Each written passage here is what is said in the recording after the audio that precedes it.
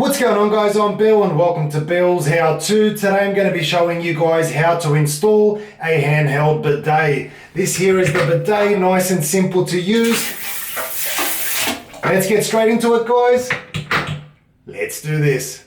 Alright guys, so today I'm going to be showing you how to install a handheld bidet spray. Now, the process is going to be exactly the same. The only difference you're going to have is whether or not you've got a shut-off valve inside your toilet cistern or you've got one on the outside. 90 to 95% of the time you'll have a little shut-off valve on either side of the toilet which connects up to your toilet cistern, and that's what provides a supply of water for your toilet cistern. If you've got that style of toilet, you simply just use a dual shut-off valve which looks like this, and your water supply is going to be coming from there. In this case here, we've got a shut-off valve actually inside the toilet cistern itself, which is a bit of a silly design. And if I wanted to connect to this one here, that means I have to drill a hole through the toilet cistern. So I don't really want to do that. Luckily, we've got a tap down here on the side, and I'm going to be connecting to here using a single shut-off valve. So that's pretty much the only difference you're going to have. I have a separate supply of water for my bidet coming from this old tap here that we're going to replace. And we've got a separate one coming through on our toilet cistern. That's pretty much the only difference that you're going to have, whether you've got a dual shut-off or a single shut-off. That's pretty much it. So now that we've got that out of the way, I'm going to quickly go downstairs, shut off the main water supply. Once the main water supply has been shut off, you can then open up a tap that's in a low spot of the house. We're working upstairs on a double-story house, so we can go downstairs, open up any of those taps downstairs, and that's going to release the pressure or the water that's in the lines. So now the main water supply is off. I've quickly put a rag under here just in case we get a little trickle come out, which we hopefully shouldn't. Take an adjustable wrench and we're going to loosen this one here off. Lefty loosey, righty tighty, easy way to remember. And that's it, that's the little trickle that we had come out. So now we can discard this one here and we're going to be installing our shut-off valve. So this here is the new shut-off valve. You can see we've got one single outlet and we've got a single shut-off control. So turn it to the left, turn it to the right. If you're using a dual system, you'll have two outlets and most likely two controls as well. So this one here, for whatever reason, has no Teflon tape. So I'm going to quickly install some Teflon tape, also known as plumber's tape. So now we can take our new shut-off valve. Once again, lefty loosey, righty tighty. Make sure you don't cross thread this. We want to tighten that one there up.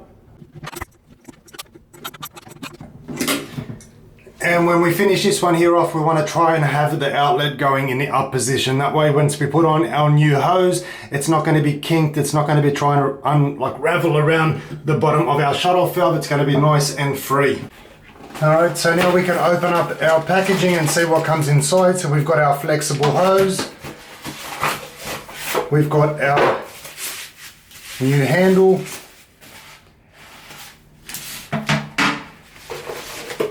We'll check and see what else comes in here. We've got our little holder here. So this one here is a wall mounted holder, which means we're going to be attaching this one to the tiles. Now it does come with a set of plugs. I personally don't like to use any plugs that come with any of these types of products. If the plugs don't work, then the screws will most likely fail. So always use good quality plugs and screws. So that's our little holder here. I'll show you guys how to install that in a second. And that's pretty much it, guys. So let's get started on installing this. We'll leave our hose and our handle for a little bit later. What I'll do first is install the actual holder. So if you notice, there's two little screw locations inside. You can see there down the back. We'll quickly mark these ones here up, and then I'll show you guys how to drill it and how to anchor it into the wall. So now we've got our screw locations marked. What I'm going to be using is a spring-loaded center punch. This one here is something that everybody should have around the house. Super, super handy. I'm going to simply mark this one here up. You can see just how quick and easy that was. Now that we've got our center punch marked up, we're now ready to start drilling our holes, and we don't have to worry about our drill bit wandering around on the tiles. So now you need a masonry bit, and make sure that your drill is on hammer function. Simply drill this one here through.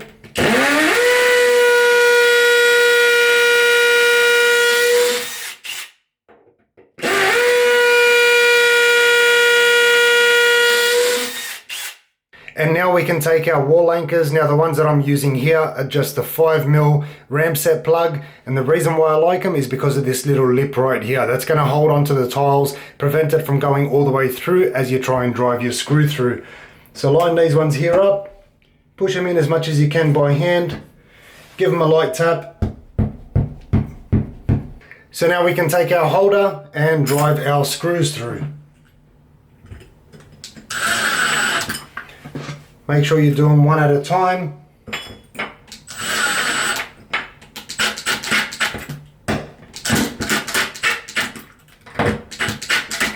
So now we can take our hose and our handle and connect these ones here. You'll notice it comes with a separate washer, and the reason why it comes with a separate washer is because there's a little flow control that's actually pre-installed. So, well, there's supposed to be one. There isn't one in this case, so we're going to be using the washer in this case here. We can install our handle. There it is, it's on the other side. Silly me. So there we go. That's our flow control. You can choose to use a flow control, or you can use the rubber washer. So the flow control is just basically going to reduce the amount of water that comes out. We're not going to use this one here in this case, so we're going to replace it with our little washer here. Make sure the washer's in. Thread this one here on. Now this only needs to be on hand tight, and that rubber washer is going to seal everything in, so you don't need any Teflon tape or plumber's tape. We're going to do the same thing on the other side. Remove our cap, and you'll notice there's already a washer inside there. So all we need to do now is just simply thread this one here on, and you can see there, this is the reason why I left this facing up. It just makes it so much easier to attach everything. Once again, hand tight is enough. Once that's done, we can put this in our holder, and we're now ready to go. So now we can turn our main water supply back on. So once the main water supply has been switched on, we can then turn on our shut-off valve.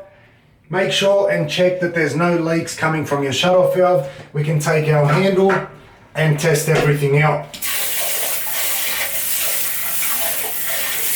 Now you can control the flow by two ways. You can either reduce the amount of water that's coming out from your shut-off valve, or you can play with the trigger and squeeze it just slightly just to get the right amount of water flow. But there you have it, guys. That's how to install a handheld bidet. Hopefully you guys have enjoyed the video. You've learned something new. As always, guys, like, comment and subscribe. Until next time, I'm Bill. Thanks for watching Billshowto.